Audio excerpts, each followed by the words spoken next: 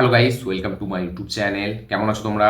এখন আমরা কথা বলবো তামিল ফিল্ম কুদুম বাস্তাম নিয়ে। ইয়েস, কুদুম বাস্তাম এই সিনেমাটির নাম। এই ফিল্মটা আমি ফাইনালি দেখলাম। কেমন লাগলো আমার এই ফিল্মটা, সে নিয়ে কথা বলবো। চলো ভিডিওটা শুরু করা যাক। তো কেমন হলো কে মানিকান্দন স্টার আর ফিল্ম কুদুম বাস্তান। এটা একটা family drama comedy film. Basically এটা একটা কমেডি ফিল্ম, মানে ফ্যামিলির ব্যাকড্রপের মধ্যে। তো এই ফিল্মটা যদি আমি এক লাইনে রিভিউ করি, এই ফিল্মটা কিন্তু আমার কাছে একটা খুব হেভি দারুণ একটা ফিল্ম আমার মনে হয়েছে। আমার কিন্তু এই ফিল্মটা বেশ মজা লেগেছে। আমার এই ফিল্মটা থ্রু আউট দ্য মানে কি বলবো ফিল্ম আমি প্রচুর মজা পেয়েছি। ফিল্মটা স্ক্রিন প্লেতে ভালো, বেশ একটা ব্যাপার আছে, একটা এঙ্গেজিং ব্যাপার আছে। তার সাথে সাথে এই ফিল্মের যে কমেডি সেটা কিন্তু দুর্দান্তভাবে কাজ করে। এই ফিল্মের যেটা গল্প আমরা দেখতে পাচ্ছি, যে একটা ছেলে যে কিনা ফেলিয়ার, যে সব জিনিসেই ফেল করে যাচ্ছে, তার সাথে তার জামাইবাবুর বিশাল মানে আঁকড়া আছে, ঠিক আছে, মানে কনফ্লিক্ট আছে, ইগোর কনফ্লিক্ট আছে একটা। এবার সে ফাইনালি যেই কাজ করছে তাতেই সে ফেল হয়ে যাচ্ছে, তার কোনো বিজনেস চলছে না, এবার সে বেকার হয়ে যাচ্ছে। তো একটা বেকারত্বের গল্প আমরা দেখতে পেতে চলেছি, বাট সেটা কমেডির মধ্যে দিয়ে। ইয়েস, এবার এর থেকে বেশি জানতে হলে আপনাদের এই ফিল্মটা দেখতে হবে। তো কেমন লাগলো কুদুম আস্তান, সেটা আমি প্রথমেই বললাম যে আমার ফিল্মটা দারুণ লেগেছে। এই ফিল্মটার যে স্ক্রিন প্লে সেটা কিন্তু আপনাকে দারুণভাবে হোল্ড করে রাখে। ফিল্মের পারফরমেন্স, ফিল্মের কমেডি দারুণভাবে ওয়ার্ক করে। কিছু কিছু জায়গায় কিন্তু সত্যি জেনুইনলি দারুণভাবে কমেডিটা কাজ করে, এবং আমার কিন্তু এই কমেডিটা দুর্দান্ত লেগেছে। এবং মানে এক একটা সিনে এমনভাবে কমেডিগুলো ডিজাইন করেছে।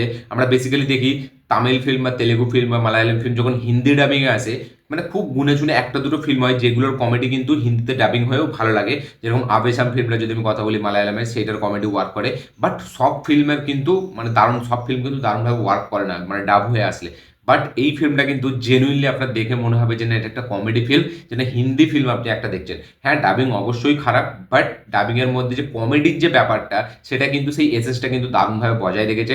সেটা কিন্তু আপনাকে মজা দেয়, এবং সেটা কিন্তু সুন্দর একটা মানে হেভি একটা ব্যাপার দেবে। এবং এই ফিল্মটা মানে একটা কমার্শিয়ালি ট্রিটমেন্টের সাথেই বানানো ফিল্ম, কোথাও একটা রিয়েলিস্টিক অ্যাপ্রোচে বানানো নয়, বা ফিল্মটা যে খুব ইমোশনাল সেটাও নয়। বাট ফিল্মটাকে রিয়েলিস্টিক মনে করলে বানাতে পারতো, বাট রিয়েলিস্টিক বানালে হয়তো কমেডিটা সেইভাবে ওয়ার্ক করতো না যতটা এখানে ওভার দ্য টপ গিয়ে মেকার্সরা মানে একটা লাউড পারফরমেন্সের মাধ্যম দিয়ে মানে এখানে কমেডিটাকে রেখেছে। সেটা বেশ ভালো লেগেছে, একটা কমার্শিয়াল টাচের সাথে ফিল্মটা দেখাচ্ছে। ফিল্মের যে মেন স্টোরিটা সেটা যদি আপনি দেখেন, সেটা কিন্তু একটা মানে কি বলবো, একটা দুঃখের কাহিনী, ঠিক আছে, অ্যাজ এ একটা মানে গরিব লোকের কাহিনী। একটা বেকার মানুষ যে কিছু করতে পারছে না, যে যার ওপর লোনের ওপর লোন চেপে আছে, বাট সেটাকে যেভাবে প্রেজেন্ট করেছে সেটা কিন্তু দুর্দান্ত। ফ্যামিলির ব্যাকড্রপটা যেরকম দেখিয়েছে, এখানে তার মায়ের ক্যারেক্টারটা যে প্লে করেছে বা তার বাবার ক্যারেক্টারটা যে প্লে করেছে, এখানে তার তিনটে বন্ধু আছে যারা মানে নেশাখোর, তাদের পারফরমেন্স এখানে সব থেকে হেভি লেগেছে। তারা ব্যাপক কাজ করেছে, এবং তাদেরও উপরে এখানে একটা লোক আছে যে হচ্ছে কিনা জামাইবাবু, এই হিরোটার মানে মানিকান্দন যে ক্যারেক্টারটা প্লে করছে তার জামাইবাবু। তো তার কিন্তু কাজ এখানে সত্যি হচ্ছে সেরা হয়েছে। সে যেরকমভাবে কথা বলছে, তার যে মানে এক্সপ্রেশন, সে যেরকমভাবে ছোট ছোট জিনিসে যেরকমভাবে মানে কি বলবো রিয়াক্ট করছে, সেগুলো সব কিছুই কিন্তু দুর্দান্ত লাগে দেখতে। ফিল্মের হ্যাঁ মানে মিউজিকের কাজ অতটা ভালো নেই আমার, মিউজিক যদিও হিন্দি ডাবিংয়ে আমি অতটা ভালো লাগবেও না। বাট ফিল্মের কমেডি টাইমিং মানে অ্যাক্টারদের পারফরমেন্স সবার কিন্তু খুব সুন্দর। এখানে যে লিড চরিত্রে প্লে করছে কে মানিকান্দন, তারও কাজ মানে ব্যাপক লাগবে আপনার। যেরকম আপনি লাভারে যে ক্যারেক্টারটা সে প্লে করেছিল 2024-এরই ফিল্ম, তারই ফিল্ম। এবং কে মানিকান্দন কিন্তু একটা রাইটার, একটা ডিরেক্টর এবং একটা ডায়লগ রাইটারও বটে। সে কালা, যেটা রজনীকান্তের সিনেমা, সে তাতেও সে রাইটিং করেছে, বিক্রম বেদাতে সে রাইটিং করেছে। তো অনেক সিনেমায় সে রাইটিং করেছে, এবং একটা সিনেমা সে ডিরেক্ট করেছে। সেই সিনেমাটার নামটা আমার অনেকটা বড়, আমি উচ্চারণ করতে পারবো না। But as a lead character তার অনেকগুলো মানে ফিল্মও আছে। পিৎজা বলে যে ফিল্মটা, পিৎজা 2, সেটাও তারই ফিল্ম। নেত্রিকান যেটা নয়নতারার ফিল্ম, সেটাতেও সে আছে। জয় ভীম যেটাতে সূর্যা আছে, তাতেও সে আছে। কালা সিনেমায় সে আছে। তো সেই সব মানে এইসব সিনেমাগুলোতেই আছে। এবং এ কিন্তু খুব একটা ভালো মানে কি বলবো, একটা প্লট ওয়াইজ যে ফিল্মগুলো করে সেটা কিন্তু বেশ ভালো। আপনি যদি লাভার ফিল্মটা দেখেন, লাভার ফিল্মটা কিন্তু একটা হেভি ফিল্ম, খুবই ইমোশনাল, খুবই ব্যাপক একটা মেসেজ আছে ফিল্মটার মধ্যে। এইখানে এই ফিল্মটাও মানে এই কুদুম বাস্তান ফিল্মটা, এর মধ্যেও কিন্তু মেসেজ আছে, যে একটা ছেলে সে যখন কিছু করতে পারছে না, তার বাড়ির লোকই তাকে মানে কি বলবো ভালো চোখে দেখছে না। তো এইসব ব্যাপার, এবং সে একটু হট টেম্পার, মানে সে ঝুঁকতে জানে না। পুষ্পা যেমন কারোর সামনে ঝোঁকে না, এখানে হচ্ছে কে মানিকান্দানের ক্যারেক্টারটা, সে কিন্তু কারোর সামনে ঝোঁকে না। এবার সে ঝোঁকে না বলেই তার এত সমস্যা, যেটা তার বাবা একসময় করেছিল সেটা সে করতে পারছে না। তো অনেক কিছু আছে, বাট কমেডিটা এতটা সুন্দরভাবে ওয়ার্ক করে দেয়, ঠিক আছে, যে আপনি ওই সব জিনিসগুলো আপনার মাথায় আসবে না।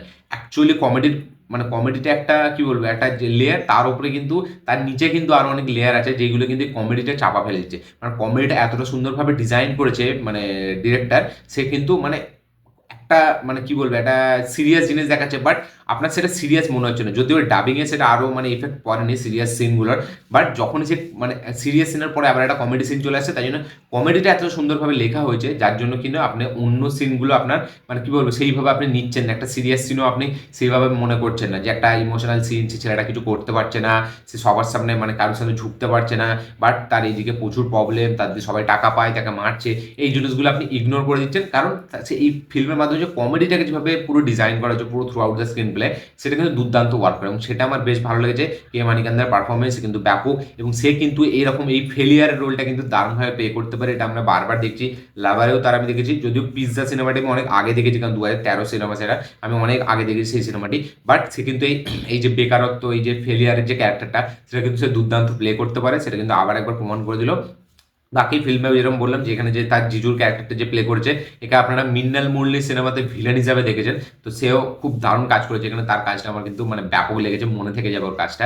বাকি যে বন্ধুগুলো আছে তারাও খুব সুন্দর, এখানে তার একটা বন্ধু আছে যে শুধু লোন করে দেয়, তার এখানে পারফরমেন্স কিন্তু বেশ ভালো, মানে ওই রকম বন্ধু যদি আমাদের থাকতো, মানে আমরা চাই যে ওইরকম একটা বন্ধু হোক যে সবসময় এই লোন কোথা থেকে কি জোগাড় হবে সেই সবের দিকে সে সবসময় এক্সপার্ট। বাকি তিনটে বন্ধু আছে যারা পুরো নেশাখোর, তাদের এখানে দুর্দান্ত কাজ হয়েছে।